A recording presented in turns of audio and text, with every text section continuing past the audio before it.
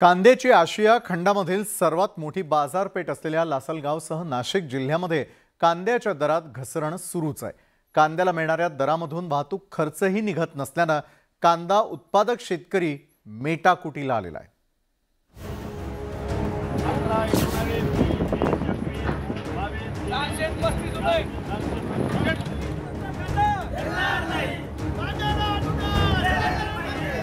कांद्यासाठी जगभरात प्रसिद्ध असलेल्या नाशिक जिल्ह्यातच कांदा उत्पादकांचे हाल सुरू आहेत।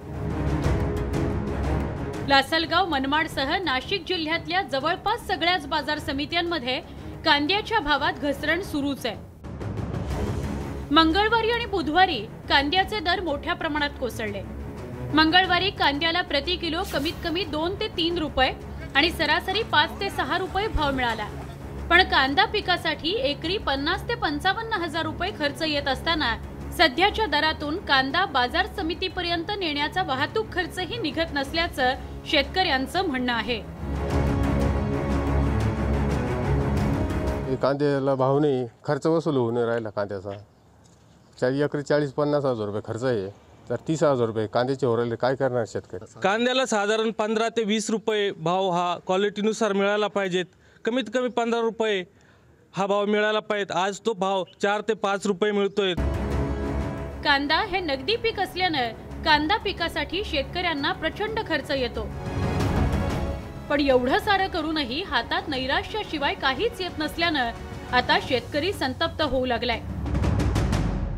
या विद्यमान सरकारने आणि विरोधी पक्षाने त्यांच्यावर दबाव निर्माण करून शेतकऱ्यांचा प्रश्न म्हणून कांद्याला सरसकट 1500 रुपये क्विंटलचा अनुदान आजच जाहीर करावा आणि जो भाव आहे कांद्याचा जो आता लिलाव होतोय 3, 4, 5 रुपये किलोने हा बंद करून याच्याऐवजी कांदा हा 15 ते 20 रुपये किलोने आता खरेदी करावा।